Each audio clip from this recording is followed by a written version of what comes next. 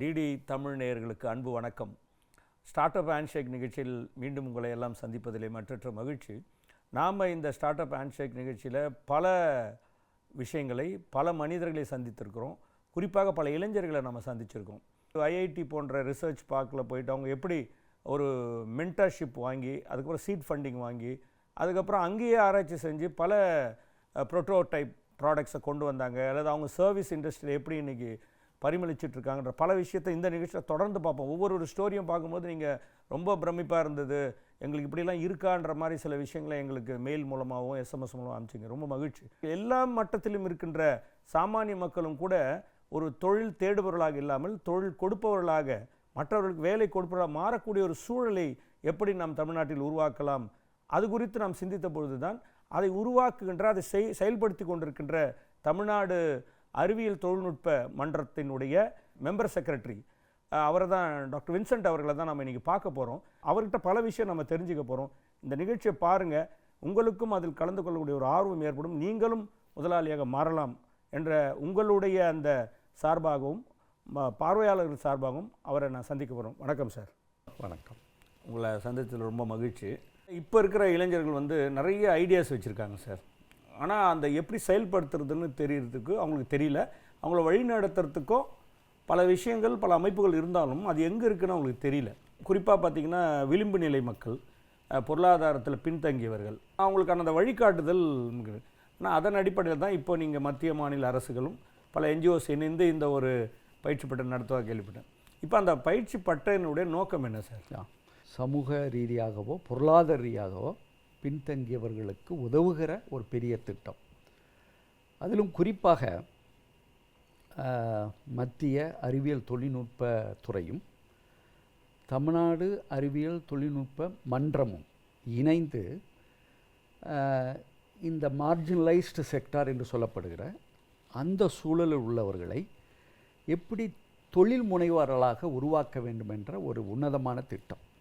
ஏனென்றால் இன்றைக்கி எந்த ஒரு தொழில் ஆரம்பித்தாலும் அதில் அறிவியல் தொழில்நுட்பத்தை உள்புகுத்துகிற பொழுது அந்த தொழிலை ஒரு நிலைநிறுத்தக்கூடிய ஒரு பெரிய வாய்ப்பு இருக்கிறது. அதை புரிந்து கொண்டதனுடைய விளைவாகத்தான் இந்த தமிழ்நாடு அறிவியல் தொழில்நுட்ப மாநில மன்றம் இந்த திட்டத்தின் கீழ் செய்த சில முக்கியமான பணிகள் என்னவென்றால், கிட்டத்தட்ட 10 மாவட்டங்களை நாங்கள் தேர்ந்தெடுத்து அங்கே இது மாதிரி சாமானிய மக்களுடைய பிரச்சனைகள் என்ன, அவர்கள் எதிர்கொள்ளுகிற சவால்கள் என்ன என்பதை போன்ற ஒரு ஆராய்ச்சி ரீதியான சில தகவல்களை நாங்கள் இப்பொழுது தேர்ந்தெடுத்து அதனுடைய தொடர்ச்சியாக எந்தெந்த மாவட்டங்களில் என்னென்ன தொழிலை ஊக்குவித்தால் அது சிறப்பாக அமையும் என்ற ஒரு வரைவு திட்டம் இப்பொழுது நாங்கள் உருவாக்கிவிட்டு இப்பொழுது அதை செயல்படுத்துகிற ஒரு சூழலுக்கு இப்போ சென்றிருக்கிறோம். தமிழ்நாடு அரசினுடைய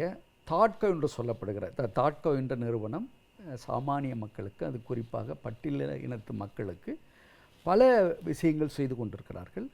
அவர்களையும் இந்த திட்டத்தின் மூலம் இணைக்கிற பொழுது அந்தந்த மாவட்டங்களில் எத்தகைய தேவைகள் இருக்கிறது, ஏற்கனவே தாட்கோ நிறுவனமும் பல உதவிகளை மக்களுக்கு செய்து கொண்டிருக்கிறார்கள். இப்போ அவர்களுக்கு வேண்கிறது ஒரு அறிவியல் தொழில்நுட்பத்தினுடைய அணுகுமுறை, அதை செய்வதற்கு இப்போ நாங்கள் திட்டமிட்டிருக்கிறோம். இது வரைக்கும் அவங்கவுங்க சுய முயற்சியில் நமக்கு ஒரு ஐடியா இருக்குது, இந்த ஐடியாவை ஒரு சர்வீஸாவோ ஒரு ப்ராடக்டாவோ கொண்டு வரணும். அதை மார்க்கெட்டுடைய தேவைகள் இருக்கா இல்லையா அப்படின்றத அவங்களே தான் போயிட்டு கேட்பாங்க. நம்ம சேலத்தில் இருக்கோம், இங்கே மாம்பழத்தை வச்சு என்ன பண்ணலாம், ஒரு பை ப்ராடக்ட் கொண்டு வரலாமா. இப்போ உதாரணத்துக்கு நாமக்கல் போனீங்கன்னா இது இருக்கும், என்ன சொல்ல, பவுல்ட்ரீஸு, அதை வச்சு அதில் பை ப்ராடக்ட்டு. இப்போ மில்க்குன்னு சொன்னால் அதை வச்சு என்ன பண்ணலாம். இப்படி அவர்களாகவே முயற்சி செஞ்சு போகும்பொழுது நேரம் அதிகமாகும். ரெண்டாவது அவங்களுக்கான உதவி யாரை பார்க்குறதுன்றது ஒரு குழப்பம் இருக்கும்.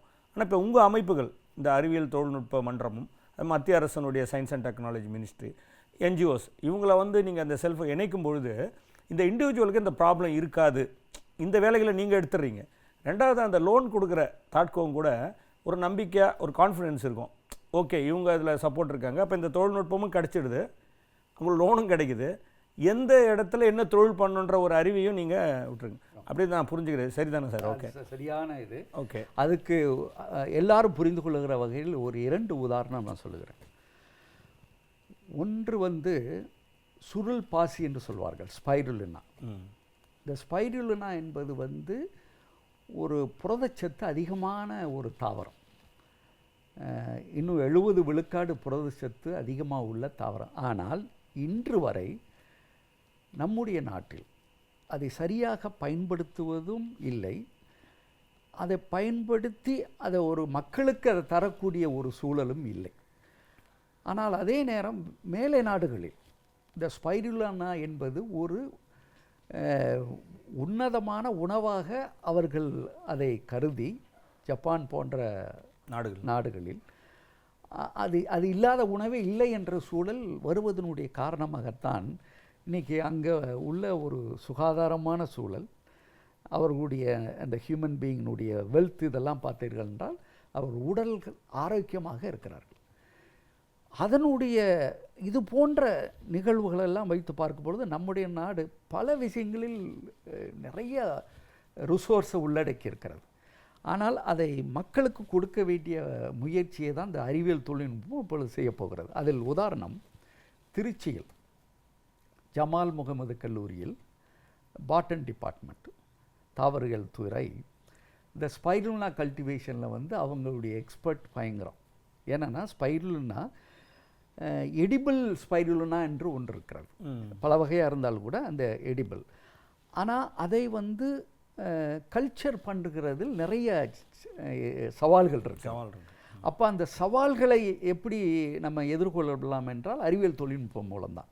இப்பொழுது அவர்கள் நம்முடைய துறையினுடைய உதவியின் காரணமாக அந்த தாவரவியல் துறை ஒரு அழகான ஒரு வசதியை உருவாக்கி எங்களுடைய நிதி உதவியோடு அதை எப்படி அந்த ஸ்பைருலினா கல்டிவேஷனை பண்ணணும் அப்படின்றதோடு மட்டுமல்லாமல் இப்போ அங்குடைய வளாகத்திற்கு பல பின்தங்கிய மக்களை வரவழைத்து அவர்களுக்கு பயிற்சி கொடுத்து அவர்களும் அந்த முயற்சியில் இறங்கி அதிகமான உற்பத்தி செய்யக்கூடிய ஒரு சூழலை இப்பொழுது நாங்கள் உருவாக்கி தந்திருக்கிறோம்.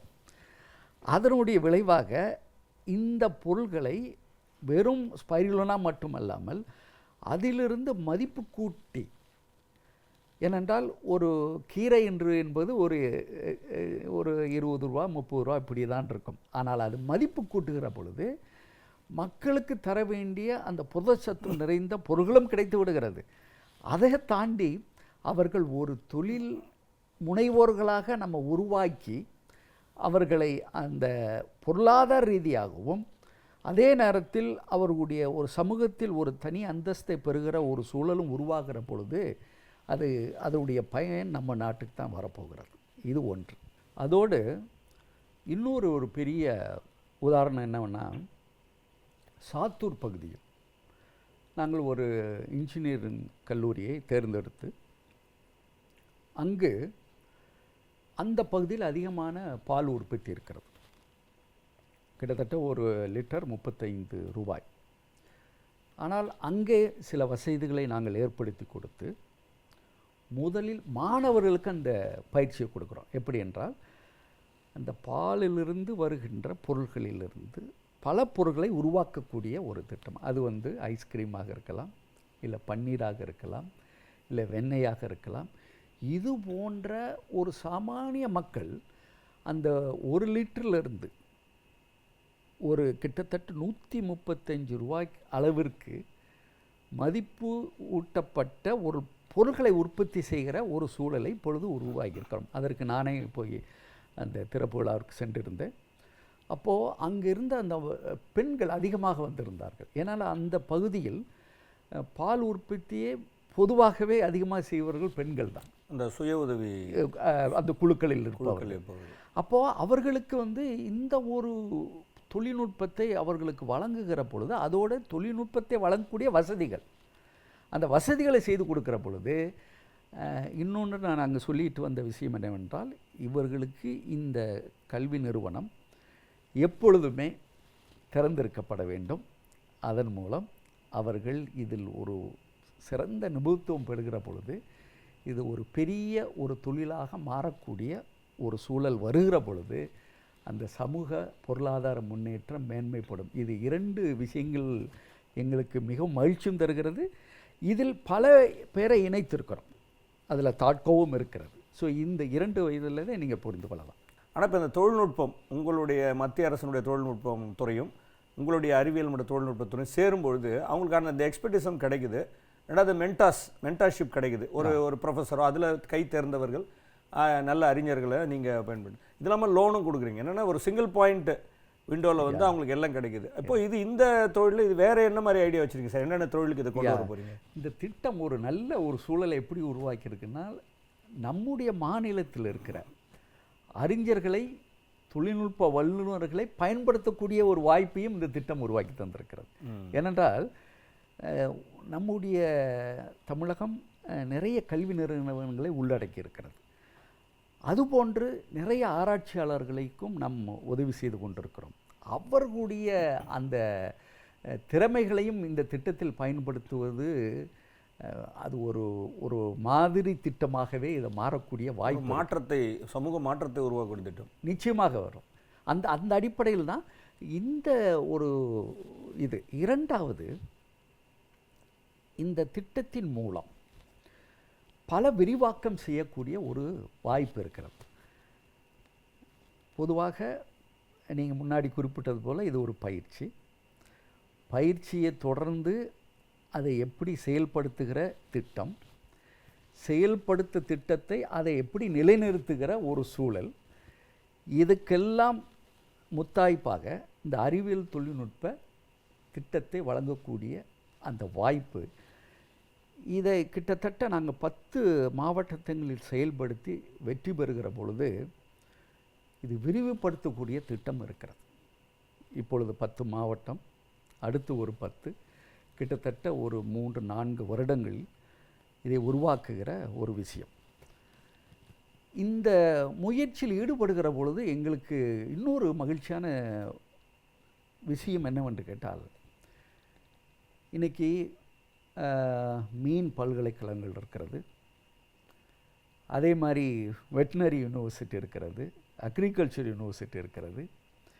இந்த திட்டத்தில் குறிப்பாக எல்லா பல்கலைக்கழகங்களும் இணைக்கக்கூடிய ஒரு பெரிய வாய்ப்பு எங்கள் மன்றத்துக்கு கிடைத்திருக்கிறது. இன்னும் சொல்ல வேண்டுமென்றால், ஒரு திட்டம் இப்போ கோயம்புத்தூரில் ஆரம்பிக்க போகிறோம். அந்த அக்ரிகல்ச்சர் பல்கலைக்கழகத்தினுடைய உதவியோடு அங்கே இருக்கிற விவசாயிகளுக்கு, ஏனென்றால் இப்பொழுது நம்ம நாடு வந்து ஆர்கானிக் ஃபார்மிங் போகிற ஒரு சூழலுக்கு உருவாகியிருக்கிறோம். முதலில் ஆர்கானிக் ஃபார்மிங் என்பதை விவசாயிகளுக்கு தான் நம்ம அந்த அறிவை பெற்றிருந்தோம். ஆனால் இப்போது திருப்பி தருகிற பொழுது, அது தொழில்நுட்பமாக மாற்றி தருகிற பொழுது அவர்களுடைய பங்களிப்பு அதிகமாக இன்றைக்கு தேவைப்படுகிறது. ஏன்னால் விவசாயம் என்பது விவசாயிகளை சார்ந்தது, அவர்களை சார்ந்து தான் நாமும் இருக்கிறோம். ஆனால் இந்த அறிவியல் தொழில்நுட்பம் அவர்களுக்கு ஒரு பெரிய உறுதுணையாக இருக்க போகிறது. அந்த அடிப்படையில் அங்கே செயல்படுத்துகிற அந்த திட்டம் ஒரு ஆர்கானிக் ஃபார்மிங் அப்படின்ற அந்த ஒரு செயல் திட்டத்தை மட்டுமல்ல, குறைந்த செலவில் உற்பத்தி அதிகரிக்கக்கூடிய ஒரு சூழலையும் இப்போ அங்கே நாங்கள் செய்ய போகிறோம்.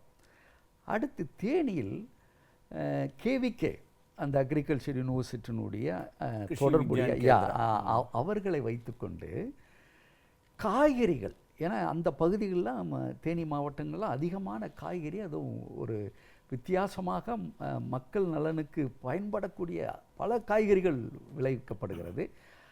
அதை எப்படி ஒரு மதிப்பு கூட்டுதல் செய்ய வேண்டும் என்ற ஒரு சூழலை நாங்கள் இப்பொழுது தயார் நிலை சென்றிருக்கிறோம். அப்படி வருகிற பொழுது நம்முடைய எல்லா மாவட்டங்களிலுமே அங்கே பெறுகிற வெற்றியை அடிப்படையாக வைத்து அந்த அறிவியல் தொழில்நுட்பத்தை உள்புகுத்துகிற பொழுது இந்த காய்கறிகள் பல பேருக்கு கிடைக்கக்கூடிய ஒரு சூழலையும் அதை பாதுகாக்கிற ஒரு சூழலையும் இப்பொழுது அது செய்திருக்கிறோம்.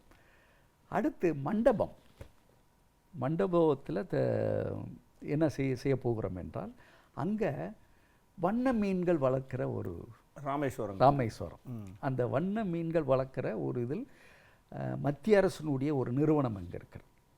அவர்களோடு இணைந்து அங்கே இருக்கிற பின்தங்கிய பகுதியில் இருக்கிற மக்கள், அதுவும் குறிப்பாக கிராமத்தில் கிராம மக்கள் அண்டு விளிம்பு நிலை அவர்களை எல்லாம் அழைத்து வந்து அதில் இருக்கிற விஞ்ஞானிகள் மிக சிறப்பு வாய்ந்தவர்கள். இதை எந்த அளவிற்கு இதை அவர்களுடைய பொருளாதார முன்னேற்றத்துக்கு பயன்படுத்த வேண்டும் என்ற ஒரு உத்தியையும் உருவாக்கியிருக்கிறோம். அந்த அறிஞர்கள் நம்முடைய மன்றத்திற்கே வந்து அதற்குரிய அனைத்து விஷயங்களை பற்றியும் பேசி இப்பொழுது அதை செய்கிற அந்த முயற்சியில் ஈடுபட்டிருக்கிறார்கள்.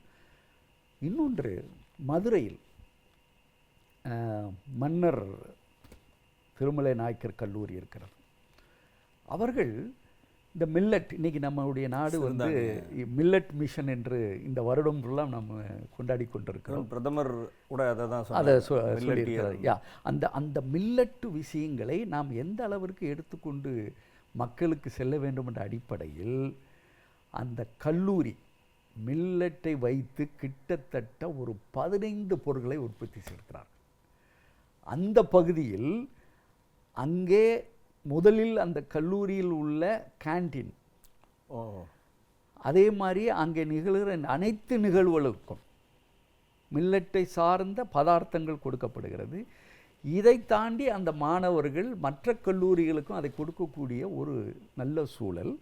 இதில் பெண்கள், மாணவர்கள், அந்த கிராமத்தில் பொதுவாக மதுரை நிறைய கிராமத்தை உள்ளடக்கிறது. இது கிட்டத்தட்ட அது பல நிலையில் பேசப்பட்டு கொண்டிருக்கிறது. அதனுடைய தொடக்க விழாவிற்கும் நான் சென்றேன். கிட்டத்தட்ட இந்த நிகழ்வு கல்வி நிறுவனங்களுக்கும் தொழிற்சாலைகளுக்குள்ள இடைவெளியும் குறைக்கக்கூடியதாக மாறக்கூடிய வாய்ப்பு. ஒவ்வொரு மாவட்டத்திலும் ஒவ்வொரு பொருள், அங்கே என்ன மாதிரி விளைச்சல் இருக்குது, என்ன மாதிரி பொருட்கள் அங்கே சந்தைப்படுத்தப்படும்ன்ற விஷயத்தை சொன்னீங்க. அதற்கேற்றவாறு உங்களுடைய பயிற்சி பட்டறைகளும் கருத்தரங்களும் நடக்குதுன்னு சொன்னீங்க. இப்போ இந்த பயிற்சி பட்டறைகளில் அல்லது இந்த கருத்தரங்களில் மாணவர்களும் அல்லது பெண்களும் விளிம்பு நிலை மக்களும் கலந்து கொள்ளணுன்னா அவங்க நேரடியாக கொஞ்சம் தயக்கம் காட்டுவாங்க, எங்கே எதுன்னு தெரியாது. இப்போ இதற்கான விழிப்புணர்வு எப்படி ஏற்படுத்துறீங்க? ரெண்டாவது, இந்த பயிற்சியில் சேர்வதற்கு வந்து ஏதாவது கட்டணம் இருக்கா, இல்லை ஆன்லைனில் எங்கே போய் எந்த வெப்சைட்டில் அவங்க ரெஜிஸ்டர் பண்ண முடியும், அதை சொன்னீங்கன்னா கொஞ்சம் நல்லாயிருக்கும் சார். இது மிக முக்கியமான கேள்வியோடு இல்லாமல் இது மக்களுக்கும் பயன்படக்கூடியதாக இருக்குது. அதனால தான் இந்த பொறுப்பை அந்தந்த பகுதியில் உள்ள கல்லூரிகளுக்கும் பல்கலைக்கழகங்களுக்கும் நாங்கள் கொடுத்துருக்குறோம். ஏனென்றால் இப்போ அக்ரிகல்ச்சர் யூனிவர்சிட்டி இருக்கிறென்றால் அவங்களுடைய எக்ஸ்டென்ஷன் சென்டர் இருக்கிறது. அவர்கள் இந்த பணியை சிறப்பாக செய்வார்கள். இன்னும் சொல்ல வேண்டும் என்றால், நான் தேனியில் கேவிகே என்று சொன்னேன் இல்லையா, அங்கே கிட்டத்தட்ட 3 வாட்ஸ்அப் குரூப் வைத்திருக்கிறார்கள் விவசாயிகளுக்கென்றே. அப்போ அவங்க ஒரு பயிற்சியோ இல்லது ஒரு கூட்டமோ இல்லது செய்முறை விளக்கமோ தருகிறோம் என்றால் அங்கே போடுகிற பொழுது இம்மிடியட்டாக அவங்க ரிஜிஸ்டர் பண்ணுறாங்க. அதனால் ஒவ்வொரு பல்கலைக்கழகங்களுக்கும் இன்னும் சொல்ல வேண்டுமென்றால், தமிழ்நாடு அறிவியல் தொழில்நுட்ப மன்றம் இந்த திட்டத்தை ஃபீல்டுக்கு எடுத்து போடுறதுக்கு முன்னாடி அந்தந்த பல்கலைக்கழகங்களிலும் கல்லூரிகளிலும் நாங்கள் தேர்ந்தெடுத்த கல்லூரிகளினுடைய பள்ளியினுடைய கோஆர்டினேட்டரை இங்கே வரவழைத்து இந்த திட்டத்தினுடைய நோக்கத்தை தெளிவாக சொல்லி அதனுடைய முயற்சியாகத்தான் இந்த திட்டம் சிறப்பாக செயல்பாட்டுக்குள் வந்திருக்கிறது. சார், இப்போது ரெஜிஸ்ட்ரேஷன் பண்ணுறதுக்கு ஏதாவது ஃபீ இருக்கா, அதாவது பயிற்சி கட்டணம் இருக்கா? அப்படி அவங்க கட்டணம், சப்போஸ் ஒரு மாணவர் வந்து ஒரு பிஎஸ்சி ஃபிஷரிஸ் படிச்சிருக்காரு அல்லது ஒரு பவுல்ட்ரி சயின்ஸ் படிச்சிருக்காரு அப்படின்னா அவருக்கு ஏதோ ஒன்று செய்யணும்னு ஆசை இருக்குது, இதில் ஏதாவது ஒரு பை ப்ராடக்ட் தயாரிக்கலாம் அப்படின்னு நினைக்கும் பொழுது உங்களை நேரடியாக அந்த இன்ஸ்டியூஷனுக்கு போக முடியல, நேரடியாக உங்களை வந்து எப்படி அணுகணும், எப்படி காண்டாக்ட் பண்ணணும், உங்களுக்கு எந்த மாதிரியான உதவி நீங்கள் செய்கிறீங்க சார்? இது வந்து ஒரு வெல் டிஃபைன்ட் சிஸ்டம் இதில் நாங்கள் டெவலப் பண்ணியிருக்கோம். முதல்ல மன்றத்தினுடைய வெப்சைட்லேயே இது முக்கியமான இடத்தை பெற்றிருக்கிறது ஒன்று. இரண்டாவது, அந்தந்த மாவட்டங்களில் செயல் திட்டங்களுக்கு அந்தந்த பகுதியில் உள்ள ஊடகங்கள் சிறப்பு கவனம் செலுத்தி, ஏன்னால் இது வந்து ஒரு சாமானிய மக்கள் உடைய ஒரு பிரச்சனைக்குரிய தீர்வாக இருப்பதனால் ஊடகங்கள் அங்கே சிறப்பான ஒரு பப்ளிசிட்டியை கொடுக்கிறார்கள். மூன்றாவது, இன்றைக்கு இந்த சோசியல் மீடியா என்று சொல்லப்படுகிற சமூக ஊடகங்களை அந்தந்த கல்லூரிகளும் பல்கலைக்கழகங்களும் பயன்படுத்துகிறது. அதனால் அது எளிதாக ஒரு வகையில் இது பார்க்குற போது இந்த டிஜிட்டல் இந்தியா என்று சொல்லுகிற அந்த ஒரு நோக்கம் ஒரு அழகாகவே அது நிறைவேற்றப்பட்டிருக்கிறது என்பதை என்னால் புரிந்து கொள்ள முடிகிறது. ஏனென்றால் சாமானிய மக்களுக்கும் அது சென்று அடைந்து அதனுடைய திட்டங்களை பற்றி அவர்கள் மீண்டும் இதற்குரிய ஏதாவது ஃபீஸ் இருக்கா இல்லையான்னு. ஆனால் நீங்கள் அதை கேட்டீர்கள். நாங்கள் இதில் என்ன முக்கியமான சொல்லியிருக்கோம் என்றால், இந்த பயிற்சிக்கு ஒரு பைசா கூட வாங்கக்கூடாது. இது ஒன்று. இரண்டாவது, அவர்களை ஊக்கப்படுத்த வேண்டியது அந்தந்த பல்கலைக்கழகங்கள் கல்லூரிகளுடைய பொறுப்பு. மூன்றாவது, முதலில் வருவர்களுக்கு முன்னுரிமை. First come first. அப்போது இது அந்த அவர்கள் ஒரு ஊக்கத்தோடு வருகிற அந்த சூழல் நிச்சயமாக இந்த திட்டத்துக்கு ஒரு பெரிய வெற்றியாக அமையும். இப்போ ஒவ்வொரு திட்டம் அல்லது ஒரு செயல்பாடு அல்லது ஒரு பயிற்சி பற்றறைன்னா அது முடிச்சோன்னா ஒரு ஃபீட்பேக் இருக்கும், அந்த ஃபாலோ அப். அதை செய்கிறீங்களா சார் நீங்கள்? அதுக்குத்தான் முன்னுரிமை. ஏனென்றால் நீங்கள் அவர்களுடைய இந்த ஃபீட்பேக்கை வாங்காமல் இருந்தால் நம்ம அடுத்து அந்த திட்டத்தை எப்படி எடுத்து செல்வது என்பது தெரியாது. கம்பல்சரியாக இவர்களுக்கு பயிற்சி பெறுகிற பொழுது அவர்களுக்கு நாங்கள் சர்டிஃபிகேட் கொடுக்குறோம். ஆனால் சர்டிஃபிகேட் கொடுப்பதற்கு முன்னால் அவர்கள் ஃபீட்பேக் கொடுக்க வேண்டும். அதனால் அந்த ப்ராசஸ் ஒரு கம்பல்ஷனாக இருந்தால் கூட அவர்கள் இந்த பயிற்சினால் பெற்ற அறிவு இல்லை இன்னும் எந்த மாதிரி அவர்கள் எதிர்பார்க்கிற அந்த உத்தியும் கொடுக்கிற பொழுது நாளைக்கும் பல அடுத்த மாவட்டங்களில் நம்ம செயல்படுத்துகிற பொழுது இது நம்ம நிச்சயமாக இருக்கும். அதிலும் குறிப்பாக நான் மதுரையில் சென்றிருக்கிற பொழுது அப்போது அங்கே உள்ள மாணவர்கள்ட்ட கேட்டேன், சரி நீங்கள் இவ்வளவு பயிற்சியெல்லாம் பெற்றிருக்கிறீர்கள், நாளைக்கு என்ன செய்ய போகிறீங்க அப்படின்னு. உடனே ஒரு பெண் குழந்தை சொல்லிச்சு, நான் அந்த மில்லட் பேஸில் நான் ஒரு பேக்கரி ஆரம்பிக்க போகிறேன். இது வரைக்கும் மில்லட் பேக்கரின்னு கிடையாது. அப்போது அவர்களுக்கு எந்த அளவிற்கு ஒரு தாக்கத்தை ஏற்படுத்துகிறது அப்படி என்று இது கிராமப்புறத்தில் மட்டுமல்ல, இன்று நந்தனம் ஆர்ட்ஸ் கல்லூரியில் இந்த சுருள் பாசியை பற்றிய கருத்தரங்கு கிட்டத்தட்ட இன்றைக்கு ஆரம்பித்து 3 நாட்கள் திங்கட்கிழமை வரை நடைபெறப் போகிறது. அதில் உயர்கல்வித்துறை அமைச்சர், நம்முடைய சுகாதாரத்துறை அமைச்சர் கலந்து கொள்கிறார். அதில் முக்கிய இது என்னவென்று கேட்டால், நகரத்திலும் இது போன்ற முயற்சிகள் தேவையாகத்தான் இருக்கிறது. ஒரு பக்கம் நம்ம கிராமத்தில் இருந்தால் கூட இந்த திட்டம் நகரத்தில் செய்கிற பொழுது நம்ம ஆராய்ச்சியாளர்களை ஒருங்கிணைக்கக்கூடிய ஒரு வாய்ப்பு இருக்கிறது. ஆனால் இந்த திட்டத்தில் கல்லூரி மாணவர்களும் சென்னையிலிருந்து மற்ற என்ஜிஓ போன்ற சூழல் உள்ளவர்களும் பெண்களும் இதில் கலந்து கொண்டு நிச்சயமாக அதன் மூலம் ஒரு பெரிய மாற்றத்தை பயன்படக்கூடிய ஒரு வாய்ப்பு இருக்கிறது. இப்போ இந்த பயிற்சி முடிச்சாச்சு, அவங்களுக்கு நீங்கள் சான்றிதழ் கொடுத்துட்டீங்க, ஃபீட்பேக்கும் வாங்கிட்டீங்க. இப்போ ஃபாலோ அப் அவர்கள் செய்கிறாங்களா அப்படின்றது ஒரு வேலை இருக்குது. ஏன்னா அப்போ தான் நம்ம நிறைவு பெற்றுமா. ஏன்னா 100 பேர் வெளியே போகிறான், அதில் ஒரு 10 பேர் கூட அதை பண்ணலைன்னா நாம் செலவு பண்ண மத்திய அரசும் மாநில அரசும் செலவு பண்ண அந்த விஷயம் வீணாக போயிடும். அப்போ அவர்களுக்கு ஏன் அதை பண்ணலை அந்த 90 பேர் அப்படின்ற அந்த ஃபாலோ அப் நம்ம பண்ண வேண்டிய ஒரு சூழல் இருக்குது. அது கண்டிப்பாக இருக்கும் உங்கள் சிஸ்டத்தில். ரெண்டாவது இதுக்கு லோன். இப்போ இந்த தொழில் அவங்க கற்றுக்கிட்டாங்க, சார் எனக்கு இதுக்கு லோன் வேணும், எங்கே வைக்கலாம், இல்லை அதுக்கான சூழலாக உருவாக்கியிருக்கீங்களான்னு கேட்குறேன். இப்போ நாங்கள் தாட்கோவை நிறுவனத்தை இங்கே உள்ளுக்கு கொண்டு வந்ததனுடைய நோக்கமே இந்த மக்களுக்கு பொருள் உதவி செய்யக்கூடிய ஒரு சூழலை ஏற்படுத்துவதற்கு. இது ஒன்று. இரண்டாவது, இப்பொழுது தமிழ்நாடு அறிவியல் தொழில்நுட்ப மன்றத்தின்ல ஏஐசிடி என்ற ஒரு நிறுவனமும் இப்பொழுது வந்திருக்கிறது. டெக்னாலஜி டிரான்ஸ்ஃபர் என்று ஒரு இதை நாங்கள் இப்பொழுது அதிகப்படுத்தி கொண்டிருக்கிறோம். இன்னும் ஒரு செய்தி உங்களுக்கு சொல்ல வேண்டும், மகிழ்ச்சியான செய்தி. இந்தியாவிலேயே தமிழ்நாடு பேட்டன்ட் ஃபைலிங்கில் முதலிடத்தில் இருக்கிறது. இது எதை காட்டுகிறது என்றால், நம்முடைய தமிழ்நாட்டில் நிறைய தொழில் உற்பத்தி அதிகமாவதோடு இல்லாமல் இந்த இன்டலெக்சுவல் ப்ராப்பர்ட்டிஸை நம்ம பாதுகாக்கிற ஒரு அறிவுத்திறன் இருக்கிறது. இன்னும் சொல்லப்போனால் தமிழ்நாடு அறிவியல் தொழில்நுட்ப மன்றத்தின் மூலமாக இப்போ நடக்கிற இந்த பயிற்சி மையங்களில் சில ஆராய்ச்சிகளும் நடக்கிறது. இது சார்ந்த ஆராய்ச்சிகளுக்குள்ள ஐபிஆர் இன்டலெக்சுவல் ப்ராப்பர்ட்டி ரைட்ஸ் வாங்குவதற்கு எங்களுடைய நிறுவனம் உதவி செய்ய போகிறது. இது ஒன்று. ஏனென்றால் ஒரு தொழில் முனைவோர் ஒரு ஐபிஆர் வைத்திருந்தாலே அவருக்கு எளிதாக லோன் கிடைக்க வாய்ப்பு இருக்கு. இன்னொன்று, அந்த தொழில்நுட்பத்தினுடைய வேலிடேஷன் உங்களுக்கு கிடைத்து விடுகிறது. நாளைக்கு இந்த தொழிலை ஒரு ஸ்கேலப் பண்ணுறக்கூடிய ஒரு வாய்ப்பும் இருக்கிறது.